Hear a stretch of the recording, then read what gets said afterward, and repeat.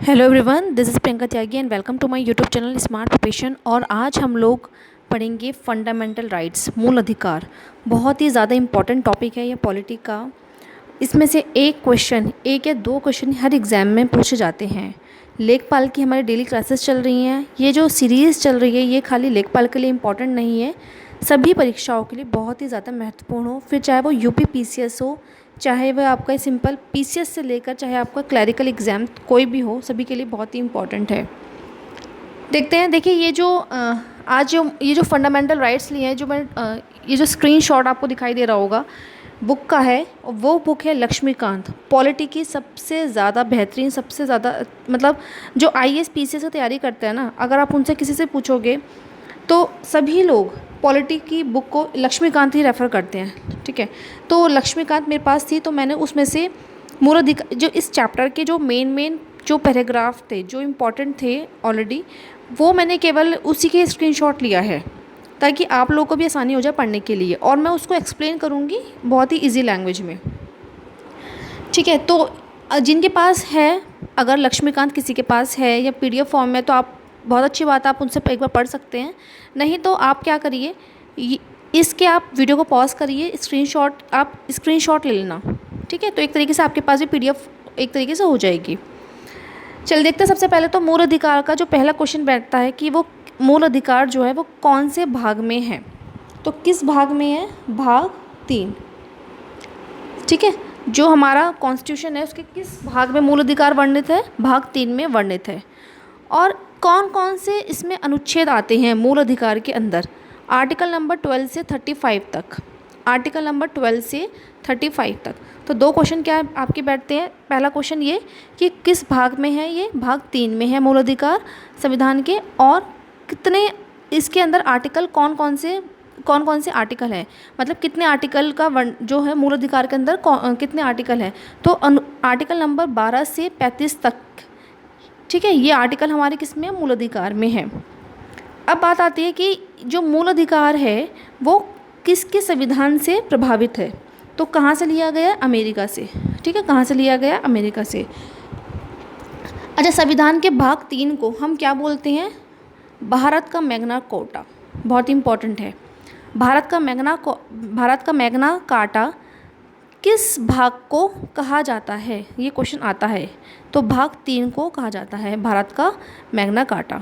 ठीक है, अब उसके बाद देखो, यहाँ से आपको देखना है कि वैसे तो 12 से 35 तक है मूल अधिकार के अंदर, जो आपके आर्टिकल आते हैं वो आर्टिकल नंबर 12 से 35 तक आते हैं। बट फिर भी जो मेन है, मूल रूप से जो आपके जो अधिकार हैं वो कौन कौन से थे? 7 मूल अधिकार थे। ठीक है, तो आर्टिकल नंबर 14 से 18 तक वो है आपका समता का अधिकार, यानी समानता का अधिकार। स्वतंत्रता का अधिकार आपका आता है आर्टिकल नंबर 19 से 22 तक, और शोषण के विरुद्ध अधिकार आपका आता है आर्टिकल नंबर 23 से 24 तक। ये आपको बहुत अच्छे से रट लेने हैं, बिल्कुल टिप्स पे याद होने चाहिए, एग्ज़ाम से बहुत पूछते हैं। ठीक है, समता का अधिकार किस में? आर्टिकल नंबर 14 से 18 तक वर्णित है। फिर स्वतंत्रता का अधिकार किस में है? आर्टिकल नंबर 19 से 22 तक। ठीक है, आर्टिकल नंबर 19 से 22 तक वो किस में है? स्वतंत्रता का अधिकार किस में? आर्टिकल नंबर 19 से 22 तक। शोषण के विरुद्ध अधिकार 23 से 24। ठीक है, 23 और 24 किसका है? शोषण के विरुद्ध अधिकार है। फिर धर्म की स्वतंत्रता का अधिकार 25, 26, 27, 28, ये 4 आर्टिकल कौन से? धर्म की स्वतंत्रता का अधिकार। उसके बाद फिर आपका आता है 5th, संस्कृति और शिक्षा संबंधी अधिकार, वो कौन से? आर्टिकल नंबर 29 और 30। फिर छठा आर्टिकल जो होता है वो संपत्ति का अधिकार, वो था आर्टिकल नंबर 31 में था, और जो कि अब हट गया है। ठीक है, तो ये याद रखना। ये क्वेश्चन पूछते हैं कि कौन सा अधिकार अब नहीं है? मूल अधिकार, संपत्ति का अधिकार। पहला मूल अधिकार था संपत्ति का, बट अब ये जो है मूल अधिकार नहीं है। ठीक है, अब ये मूल अधिकार नहीं है। फिर आपका आता है आर्टिकल नंबर 32 में संवैधानिक उपचारों का अधिकार। तो ये बेसिकली आपको बिल्कुल, ये जो पॉइंट्स है ना, इनको तो बहुत अच्छे से बिल्कुल रट लो। ठीक है, बिल्कुल बहुत ही अच्छे से, मतलब एक इसको कम से कम 5-6 बार आप लोग लिख लो। आर्टिकल नंबर 14 से 18 तक कौन सा समता का अधिकार है, ये चीज़।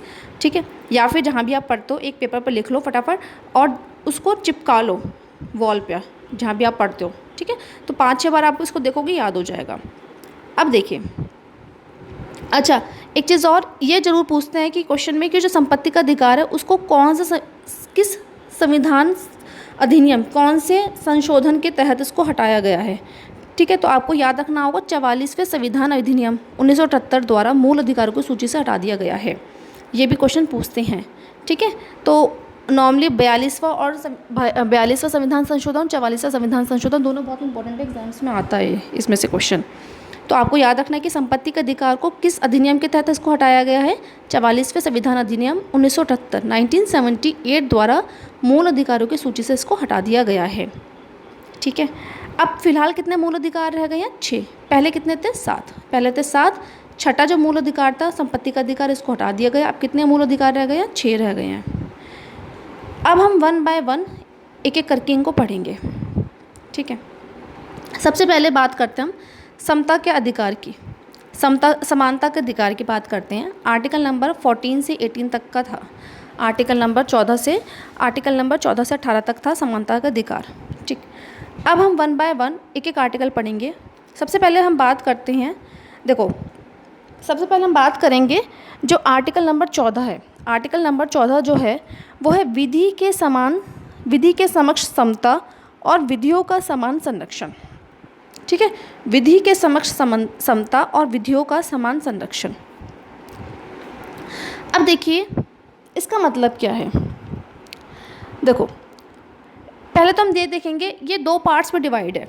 ये ना 2 पार्ट्स है। एक तो पहला पार्ट तो ये है कि विधि के समक्ष समता, और दूसरा पार्ट है विधियों का समान संरक्षण। ठीक है, जो विधि के समक्ष समता है वो लिया गया है ब्रिटेन से। वो किससे लिया गया है? ब्रिटेन से लिया गया है। देखो मैंने लिख भी रखा है यहाँ पर, आपको दिखाई भी दे रहा होगा। विधि के समक्ष समता कहाँ से लिया गया? ब्रिटेन से लिया गया। और विधियों का समान संरक्षण कहाँ से लिया गया? अमेरिका से। ये भी आपको याद रखना, एग्जाम्स में आता है ये पॉइंट। अब इसका मतलब है क्या? इसका मतलब है कि कानून जो है किसी भी व्यक्ति के साथ भेदभाव नहीं करेगा। कानून जो है किसी भी व्यक्ति के साथ भेदभाव नहीं करेगा, इसका मतलब ये है। तो आर्टिकल नंबर 14 क्या कहता है कि जो कानून है सभी के साथ एक समान व्यवहार करेगा, किसी के साथ भेदभाव नहीं करेगा। अब एक बार इसकी एक्सप्लेनेशन देख लेते हैं क्या कहा गया है इसमें। आर्टिकल नंबर 14 में कहा गया है कि राज्य भारत के राज्य क्षेत्र में किसी व्यक्ति को विधि मतलब लॉ, किसी भी व्यक्ति को विधि के समक्ष समता से या विधियों के समान संरक्षण से वंचित नहीं करेगा। प्रत्येक व्यक्ति चाहे वह नागरिक हो या विदेशी, सब पर यह अधिकार लागू होता है। इसके अतिरिक्त व्यक्ति शब्द में विधिक व्यक्ति अर्थात संवैधानिक निगम, मतलब व्यक्ति का मतलब खाली पर्सन से नहीं है। यहाँ पर व्यक्ति का मतलब क्या है? कोई भी विधिक व्यक्ति हो गया, संवैधानिक निगम, कंपनियाँ हो गई, पंजीकृत समितियाँ हो गई, या कोई भी अन्य तरीका का विधिक व्यक्ति सम्मिलित है। व्यक्ति का मतलब यहाँ पर कोई इंसान से मतलब नहीं है। व्यक्ति का मतलब जितनी भी कंपनियाँ हो गई, जितनी भी समितियाँ हो गई, उनसे भी यहाँ पर मतलब है। ठीक है, विधि के समक्ष समता का जो विचार है ये कहाँ का है? ब्रिटिश का मूल का है। जबकि विधियों के समान संरक्षण को हमने कहाँ से लिया गया? अमेरिका के संविधान से लिया गया है। ठीक है, ये पॉइंट इंपॉर्टेंट है, ये पॉइंट इंपॉर्टेंट है, इसको आप देख लेना। पहले संदर्भ में शामिल है। पहले संदर्भ का मतलब क्या है? विधि के समक्ष समता। इसके अंदर क्या शामिल है? क्या कि किसी व्यक्ति के पक्ष में विशेषाधिकारों की अनुपस्थिति। देखो पहला जो है, पहला आपका नकारात्मक है। पहला जो है, जो विधि के समक्ष समता है वो नकारात्मक है। नकारात्मक मतलब क्या है? यहाँ पर नेगेटिव का मतलब ये है कि किसी के साथ भी ना भेदभाव नहीं होगा। मतलब कि किसी के साथ किसी भी व्यक्ति के पक्ष में अगर हम बात करें तो उसके विशेष जो अधिकार है उसकी अनुपस्थिति को शो कर रहा है यहाँ पर। ठीक है, किसी भी व्यक्ति का मतलब यहाँ पर किसी पर्सन से नहीं है, कोई भी कंपनी हो सकती है, कोई भी समिति हो सकती है, उसके विशिष्ट अधिकारों की अनुपस्थिति। ठीक है, तो इस तरीके से हम कह सकते हैं कि जो पहला पक्ष है, जो पहला है आपका विधि के समक्ष समता, वो क्या है? नेगेटिव है। फिर दूसरा है साधारण विधि या साधारण विधि, न्यायालय के तहत सभी व्यक्तियों के लिए समान व्यवहार। फिर तीसरा पॉइंट क्या कहता है कि कोई भी व्यक्ति अमीर गरीब ऊंच नीच, ठीक है, विधि के ऊपर नहीं है। ठीक है, मतलब इसका मतलब क्या है कि कोई भी जो पर्सन से मतलब यहाँ पे नहीं है, कोई भी कंपनी हो सकती है, कोई भी समिति, वो क्या है? अमीर गरीब ऊंचा नीचा, अधिकारी गैर अधिकारी, विधि के ऊपर नहीं है। ठीक है, मतलब पहले हम ये सब बात की बात है, जो अमीर गरीब ऊंचा नीचा, अधिकारी गैर अधिकारी, ये सब बात की बात है, वो इसके ऊपर नहीं आएगा। ठीक है, पहले हम उसको देखेंगे कि वो जो भी कंपनी है या फिर जो भी समिति है। अब देखो यहाँ पर, अब देखो जो सेकंड है क्या मतलब, पहला था आपका विधि के समक्ष समता और दूसरा है विधियों का समान संरक्षण। अब यहाँ पर दूसरे संदर्भ में क्या निहित है कि विधियों द्वारा प्रदत्त विशेषाधिकारों और अध्यारोपित दायित्व दोनों में समान परिस्थितियों के अंतर्गत व्यवहार समता। देखो लैंग्वेज थोड़ी सी आपको टफ लग रही होगी आपको, ठीक है, अगर आपको लैंग्वेज टफ लग रही है आप इसे आपको याद नहीं करना, आपको केवल समझना है। क्या समझना है कि देखो जो समता का अधिकार है उसके अंदर आर्टिकल नंबर 14 जो है उसके अंदर ये कहा गया कि पहला विधि के समक्ष समता और विधियों का समान संरक्षण। विधि के समक्ष समता का मतलब क्या है, यहाँ पे हम नेगेटिव है वो, ये क्या है विधि के समक्ष समता, ये नेगेटिव है। नेगेटिव का मतलब किस सेंस में है कि ये जो है ये कह रहा है कि किसी भी व्यक्ति के लिए कोई विशेष अधिकार नहीं दिए गए हैं, और जबकि जो दूसरा है विधियों का समान संरक्षण वो पॉजिटिव है। पॉजिटिव किस सेंस में है, वो ये कहता है कि भाई किसी के साथ भी ना कोई भेदभाव नहीं होगा, मतलब सबको हम एक ही तरीके से हम देखेंगे। ठीक है, देखो यही पॉइंट इसके अंदर दिया गया है। विधियों द्वारा प्रदत्त विशेषाधिकारों और अध्यारोपित दायित्व दोनों में समान परिस्थितियों के अंतर्गत व्यवहार समता। ठीक है, मतलब व्यवहार जो है वो कैसा होना चाहिए, समान होना चाहिए। समान विधि के अंतर्गत सभी व्यक्तियों के लिए समान नियम है और कोई भी भेदभाव नहीं होगा किसी के लिए। तो इस तरह से हम कह सकते हैं कि जो पहला है वो नकारात्मक संदर्भ है, जबकि दूसरा क्या है, पॉजिटिव है। ये भी एग्जाम में पूछते हैं, तो याद रखना कि विधि के समक्ष समता ये नकारात्मक है और विधियों का समान संरक्षण ये कैसा है, पॉजिटिव है। विधि के समक्ष समता कहाँ से लिया गया, ब्रिटेन से लिया गया है, और विधियों का समान संरक्षण कहाँ से लिया गया, अमेरिका से लिया गया है। ये इंपॉर्टेंट पॉइंट है, आप लोग नोट कर लीजिए। आगे देखते हैं आर्टिकल नंबर 15 क्या कहता है। आर्टिकल नंबर 15 ये कहता है कि राज्य जो है किसी भी नागरिक के प्रति केवल धर्म, मूलवंश, जाति, लिंग या जन्म स्थान को लेकर भेदभाव नहीं करेगा। ठीक है, राज्य किसी नागरिक के प्रति केवल धर्म, मूलवंश, जाति, लिंग या जन्म स्थान को लेकर भेदभाव नहीं करेगा। जैसे आपका जैसे दुकानों हो गया, किस आधार पर, दुकानों है ना, सार्वजनिक भोजनालयों, होटलों, सार्वजनिक मनोरंजन के स्थान पर प्रवेश, या फिर आप कह सकते हैं कि जो सार्वजनिक स्थल होता है, तालाब, कुएं, स्नान घाट, इन पर प्रवेश। ठीक है, तो इस तरह से कि वो किसी के साथ भेदभाव नहीं करेगा। अब इसमें भी देखो कुछ ना अपवाद होते हैं। ठीक है, 3 अपवाद हैं। वो क्या है कि राज्य को इस बात की अनुमति होती है कि वह बच्चों या महिलाओं के लिए विशेष व्यवस्था करे। ठीक है, राज्य को इस बात की अनुमति होती है कि वह बच्चों या महिलाओं के लिए विशेष व्यवस्था करे।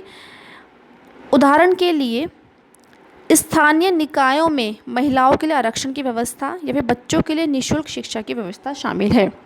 तो ये इसके अंदर अपवाद है। ठीक है, सेकंड क्या है, राज्य को इसकी अनुमति है कि वह सामाजिक और शैक्षणिक रूप से जो पिछड़े वर्ग हैं, ओबीसी या फिर जो एससी कैटेगरी होते हैं, ठीक है, पिछड़े वर्ग या फिर अनुसूचित जाति या फिर जनजाति के विकास के लिए कोई विशेष उपबंध करे। ठीक है, किसको अनुमति है, ये राज्यों को अनुमति है कि जो पिछड़े वर्ग हैं या फिर जो अनुसूचित जाति या फिर जनजाति है उनके विकास के लिए कोई विशेष प्रबंध करे। ठीक है, जैसे कि विधानमंडल में सीटों का आरक्षण या फिर सार्वजनिक शैक्षणिक संस्थाओं में शुल्क से छूट शामिल है। ठीक है, अब तीसरा अपवाद क्या है यहाँ पर, राज्य को यह अधिकार है कि वह सामाजिक और शैक्षिक रूप से जो पिछड़े लोग हैं या फिर अनुसूचित जाति या जनजाति के लोगों के उत्थान के लिए जो शैक्षणिक संस्थाओं में प्रवेश के लिए, जैसे आप लोग देखते भी होंगे जो एंट्रेंस एग्ज़ाम होता है, जैसे उत्तर प्रदेश टेक्निकल यूनिवर्सिटी की मैं बात करती हूँ, तो जैसे वो स्टेट की यूनिवर्सिटी है तो उसमें क्या होता है, रिजर्वेशन होता है। तो वो हर राज्य को अपना अधिकार है कि वो कितना रिजर्वेशन रखता है। ठीक है, तो कोई भी प्रवेश के लिए कोई भी छूट संबंधी कोई भी नियम बना सकता है। ये शैक्षणिक संस्थान राज्य से अनुदान प्राप्त निजी या अल्पसंख्यक किसी भी प्रकार के ये हो सकते हैं। तो देखो आर्टिकल नंबर 14 में हमने देखा था कि जो विधि के समक्ष समता या विधियों का समान संरक्षण की बात की गई थी, मतलब विधि के समक्ष समता का मतलब क्या है, किसी को विशेष अधिकार नहीं दिए जाएंगे, और विधियों का समान संरक्षण का मतलब क्या था कि किसी के साथ कोई भेदभाव नहीं होगा। आर्टिकल नंबर 15 में हमने देखा कि जो राज्य है वो किसी भी नागरिक के प्रति धर्म, मूल वंश, जाति, लिंग या जन्म स्थान को लेकर कोई भेदभाव नहीं करेगा। जैसे दुकानें, सार्वजनिक भोजनालयों, ये सब जो पब्लिक प्लेस होते हैं उनके साथ मतलब सभी लोग को जाने का पूरा अधिकार है। या फिर जो जैसे तालाब, कुएँ वगैरह, मंदिर वगैरह होता है, इन जो धार्मिक स्थल है उन सभी को जाने का अधिकार है। लेकिन कुछ अपवाद हैं। अपवाद क्या थे? इसके अंदर 3 अपवाद थे कि जो महिलाओं, बच्चों के लिए कुछ विशेष प्रावधान कर सकता है राज्य, और जो अनुसूचित जाति या फिर जो पिछड़ा वर्ग है या फिर अनुसूचित जनजाति है उनके लिए कुछ शिक्षण संस्थाओं में राज्य आरक्षण का प्रावधान कर सकता है। ठीक है। अच्छा, ये चीज़ एक चीज़ और, ये जो है किसके संशोधन के तहत लिया गया है? जो आपका जो ये वाला बै पॉइंट है, ये वाला, कि राज्यों को इसकी अनुमति होती है कि वे सामाजिक, शैक्षिक रूप से पिछड़े वर्गों या अनुसूचित जाति, जनजाति विकास के लिए कोई विशेष उपबंध करे। इसको जोड़ा गया है 1951 के तहत। ठीक है। जो प्रथम संशोधन था, हमारे संविधान में संशोधन होते रहते हैं, तो प्रथम संशोधन 1951, ठीक है, प्रथम संशोधन 1951 के द्वारा इसको जोड़ा गया है, ये भी आप ध्यान रखेंगे। और जो ये है, जो थर्ड पॉइंट है, जो राज्य को यह अधिकार है कि वह सामाजिक एवं शैक्षणिक रूप से पिछड़े लोगों या फिर अनुसूचित जाति या जनजाति के लोगों को उत्थान के लिए शैक्षणिक संस्थाएं होती हैं उनमें कोई प्रवेश के लिए, कोई एंट्रेंस एग्ज़ाम के लिए कोई छूट देगा। तो ये जोड़ा गया है 93वें संशोधन। ठीक है। अंतिम प्रावधान को संविधान के 93वें संशोधन 2005 द्वारा शामिल किया गया है। ठीक है। तो ये पॉइंट इम्पॉर्टेंट है, आपको ध्यान रखना है। इस प्रावधान के क्रियान्वयन के लिए केंद्र सरकार ने केंद्रीय शैक्षणिक संस्थान अधिनियम 2006 पारित किया है, जिसके अंतर्गत पिछड़े वर्ग के छात्रों के लिए सभी उच्च शैक्षणिक संस्थानों में 27 सीटें आरक्षित की गई हैं। जैसे पहले IIT और IIM, जैसे अगर आप जानते होंगे, तो पहले इनमें रिजर्वेशन नहीं होता था, लेकिन 2006 से, ठीक है, इनमें रिजर्वेशन होने लग गया, इनमें भी। फिलहाल हम इस टॉपिक पर ज़्यादा बात भी नहीं करेंगे। ठीक है। अब देखिए आर्टिकल नंबर 16 की बात हम करते हैं। आर्टिकल नंबर 16 ये कहता है कि जो रोजगार है, रोजगार में सभी को समान अवसर मिलेंगे। आर्टिकल नंबर 16 ये कहता है कि रोजगार में सभी को समान अवसर मिलेंगे। किसी को भी रोजगार में धर्म, वंश, जाति, लिंग, जन्म स्थान या फिर निवास स्थान के आधार पर कोई भेदभाव नहीं करेगा। लेकिन इसमें भी कुछ अपवाद हैं। क्या है? कि जो संसद कानून बनाकर किसी पर्टिकुलर रोजगार के लिए निवास की शर्त आरोपित कर सकती है।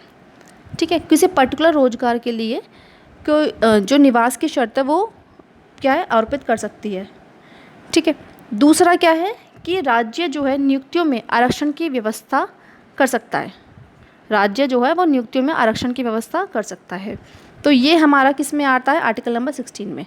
आपको अब देखो, जब हम पॉलिटी पढ़ते हैं तो उसमें इतने आर्टिकल्स हैं कि कंफ्यूज हो जाते हैं। तो हम आर्टिकल कैसे याद रखेंगे? हर